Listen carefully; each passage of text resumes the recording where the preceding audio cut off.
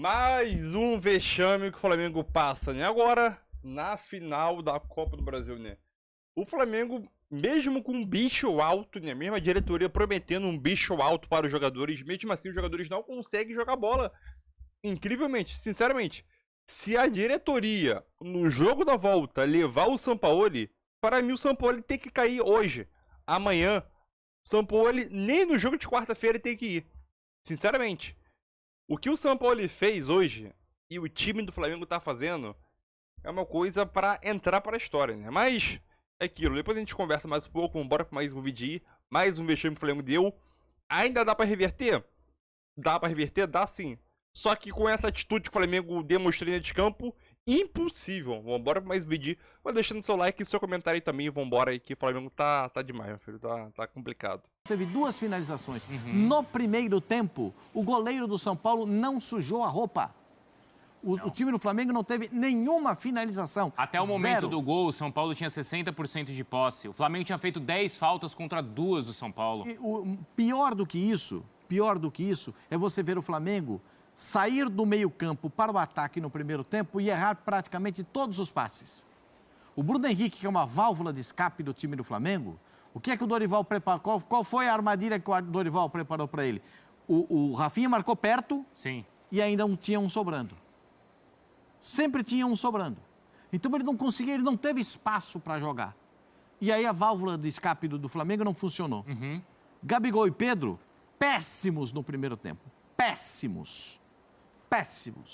O menino Vitor Hugo, que eu acho que é bom jogador, fez um péssimo primeiro tempo. Só se salvou um jogador. O Gerson. O Flamengo é o time que joga no barata voa. O que é jogar no barata voa? Cada jogador dentro de campo... não concordou com a gente, hein? Cada jogador dentro de campo decide... Mas nem pensar. O quê? O Gerson está longe de ser o Gerson que a gente conhece. Não, mas é o único jogador... Eu escutei também os comentaristas do jogo. Correu, Pascoal, correu ali. Mas botar a bola no chão, organizar o time, longe do Gerson. O único que se salvou... Quem jogou bem no primeiro tempo foi o São Paulo. São Paulo atropelou o Flamengo no primeiro tempo. Não tenho dúvida disso. O atropelo foi espetacular do São Paulo. Posicionamento, tática, a bola vinha pela esquerda. Coitado, como eu fiquei com dó do Marcos Rocha do Palmeiras contra o Caio Paulista, eu fiquei com dó hoje do Wellington contra o Caio Paulista. Não dá, não tem paridade física. Não tem como. Eu acho até no primeiro tempo que o Dorival ele armou essa questão ali para se preocupar com o Bruno Henrique. Mas o Bruno Henrique estava tão aberto que ele pouco jogou. Sim, mas a bola não chega, porque você chegava. não tem um jogador lúcido na armação. Não tem o Arrascaeta. Mas aí o jogador que o Pascoal está elogiando, faltou ele se infiltrar ali entre o Arboleda e o Rafinha. Ele até o Rafinha ficou aberto marcando o Bruno Henrique. Ficou um buraco ali. Isso. E o Gerson foi aonde? Que estava jogando aonde? Porque o Gerson tem que fazer múltiplas funções, Ele tem que jogar de atacante, ele tem que voltar de volante e ele tem que fazer a jogada de meia. Não precisa. Discordo de você. Porque o time não tem Tinha dois meia. atacantes, já tinha 3 atacantes. Ele não precisa ser o atacante. Ele tinha que ser o meia. E ele não foi. Por isso que eu não concordo que ele jogou bem. Não, o mais lúcido do Flamengo, para mim, o mais lúcido do Flamengo foi o Gerson. O mais lúcido do jogo, Gerson. Não tem outro jogador que tenha sido mais lúcido do que ele. Para mim, não. Não teve. Qual o jogador mais lúcido que o Gerson hoje no jogo do Flamengo contra o São Paulo? Mas aí quando entra o Everton Ribeiro, melhora? Nem ele. Melhora, Também não. Zé? Ou não? Não. Porque aí o Everton Ribeiro entrou bem aberto pelo lado direito. Aí jogou no 4-4-2, jogou num 4-2-4. Isso. Aí enfiou 4 atacantes e 2 volantes. E como é que a bola vai chegar? Como é que você vai trabalhar a bola com o cara que tem que trabalhar a bola aberto pelo lado do campo? Você perde o meio. E o São Paulo gostou demais disso. É que então, o Gabriel Neves entrou numa rotação diferente, né? Boa noite, Bruno. Boa noite, Zé. Muito tempo não ver. Boa noite, Pascoal. Boa noite, Zinho. Eu vou repetir o que eu falei no jogo, no pós-jogo contra o Atlético Paranaense. O treinador precisa parar de inventar. Ele precisa parar de inventar. Tem que fazer o simples. Respeito muito o Vitor Hugo, mas o titular é o Everton Ribeiro. Você está disputando uma final de Copa do Brasil, põe um jogador experiente, o momento é ruim, o momento está difícil. Ele coloca o mesmo time que tomou de 3-0 do Atlético Paranaense. O que o treinador tem na cabeça? Sério. O que ele tirou, acho que talvez o Davi Luiz e colocou o Pulgar. Mas aí a organização. Qual é a organização que o Flamengo tem? O Flamengo não tem nenhuma organização. O Vitor Hugo... Não sei, viu? Não sei. Porque o Vitor Hugo fazendo, na hora que perdia a bola, o Vitor Hugo fazia uma marcação quase que Seria bom, né? Quase que indivíduo. O Zinho já sentiu a pancada. O Vitor Hugo... Os outros ele já tinha Sim, sambado. mas é o presidente, é o vice-presidente. Como é que funciona? Você vai ficar preso a ligações políticas porque você talvez queira se reeleger ou queira fazer o seu candidato e você vai prejudicar o time? Não, mas eleições só no ano que vem. Sim, eu sei, Pascoal, mas olha quantos títulos o Flamengo conquistou. O Flamengo tinha a possibilidade de 8 títulos. Quer ver, Pascoal? Niente de pio. Uma outra coisa. De novo, vou aproveitar a experiência do Zinho e vou aproveitar a experiência do Silas de vestiário.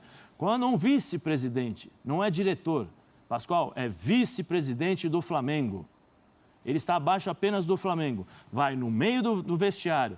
Pode parar.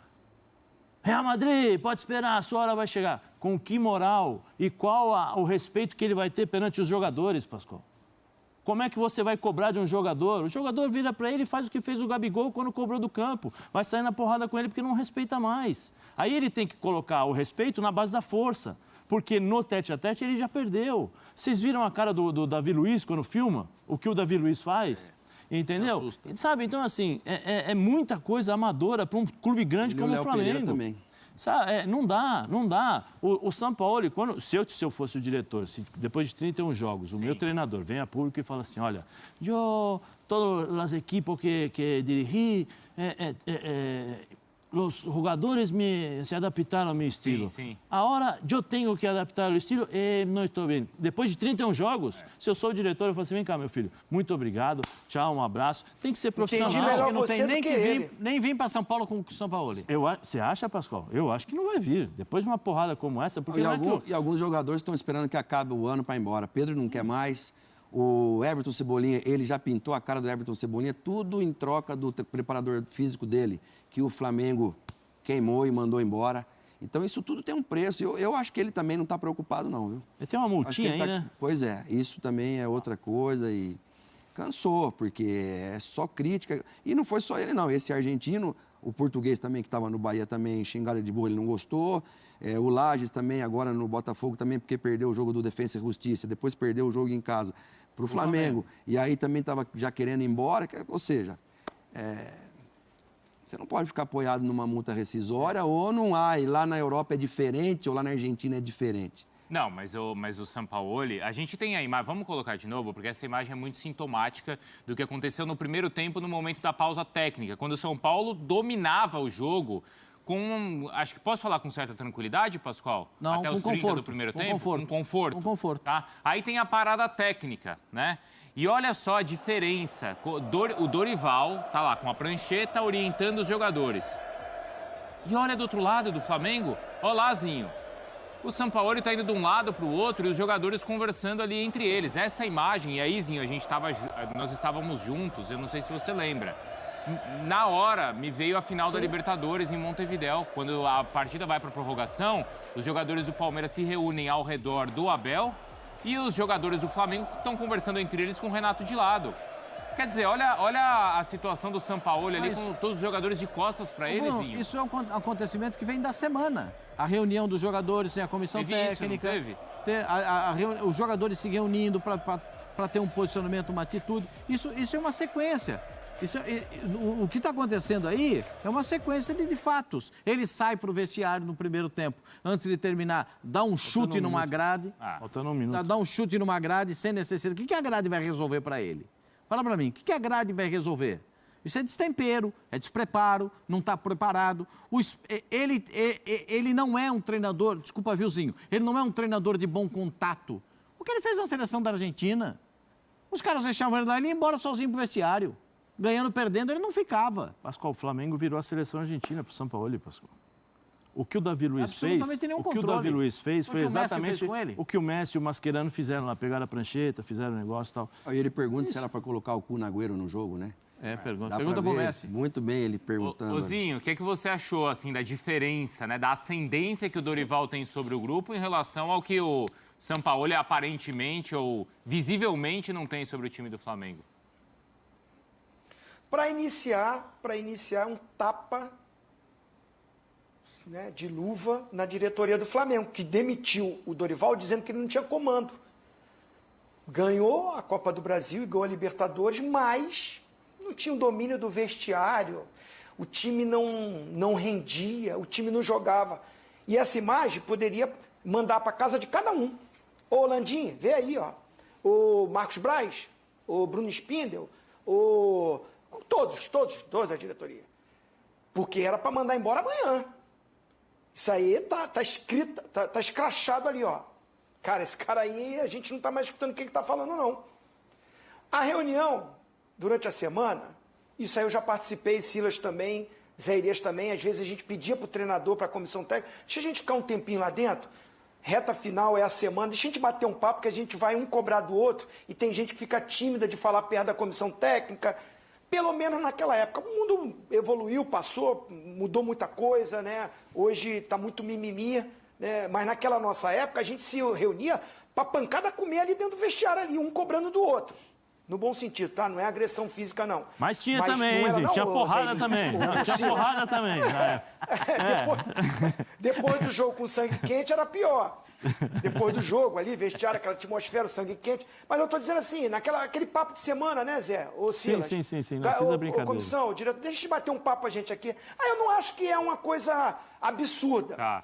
Mas o que a gente tem visto ao longo desse período com o Sampaoli é um cara que nunca repetiu o mesmo time e mais uma vez ele mudou o time novamente, né? Foi até ousado, começou com os 3 atacantes, não acho um absurdo isso acontecer, desde que você tenha uma estrutura tática montada para quando esse time tivesse a bola. Ele treinou durante a semana isso, deu a obrigação para cada jogador, não fez cobra do jogador. Ali, aquele momento ali da parada técnica, ô Gabigol, você não tá me dando esse help aqui, ô Pedro, você tem que apertar mais aqui, ô Bruno Henrique, cai, fecha aqui. Ali é o momento para ele ajustar o que ele treinou durante a semana para botar essa formação diferente. E a gente viu o auxiliar técnico dele de bonezinho, que é filho do cara que agrediu o Pedro, que continua ali, que não adianta, que a atmosfera não fica a mesma. Claro. Falando mais do que ele. E os jogadores, que vou te falar a verdade, de repente, às vezes, até melhor mesmo. Porque os atletas vão escutar mais os caras experientes do que o cara que perdeu um controle. É um time que não tem estrutura tática, não tem um apetite. Hoje era a decisão do campeonato mais para o Flamengo do que para o São Paulo. O São Paulo, para mim, na minha opinião, estava com mais pegada, com mais vontade, com mais aplicação, jogando mais uma decisão do que os jogadores do Flamengo estavam em casa. Isso passa pelo treinador Dorival Júnior, que eu quero destacar. Em vez de ficar falando do Sampaoli, eu quero me render mais uma vez ao Dorival Júnior, que não faz uma boa campanha no Brasileirão, que foi desclassificado nos pênaltis na Sul-Americana e não perdeu o controle do grupo. E continua com o grupo na mão e que hoje deixa no banco o Luciano e o Rames Rodrigues. Porque estrategicamente ele vai jogar com o Arrato e com o Nestor, que vão recompor melhor. E tem velocidade para chegar na frente com o Lucas e com o Caleri. É a mão do treinador que enxerga no Alisson fazer um segundo volante e o cara faz. Então, a vitória passa pela mão do Dorival Júnior. Porque é. Então, é isso aí, né? Mais um vexame aí do Flamengo, né? Nessa temporada aí, né? Perdeu em casa, recorde de público, 67 mil pessoas no Maracanã, recorde de dinheiro entrando pros cofres do Flamengo. E é aquilo. Essa foto e essa imagem aí reflete o atual cenário do Flamengo em 2023, né? Tanto com o Vitor Pereira, tanto com o Sampaoli, né? Durante uma parada técnica no primeiro tempo, né?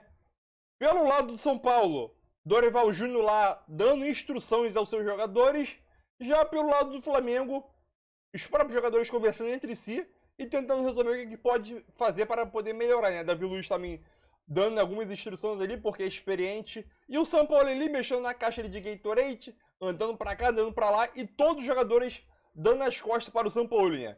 Sinceramente, a diretoria já tinha que ter tomado um posicionamento, né?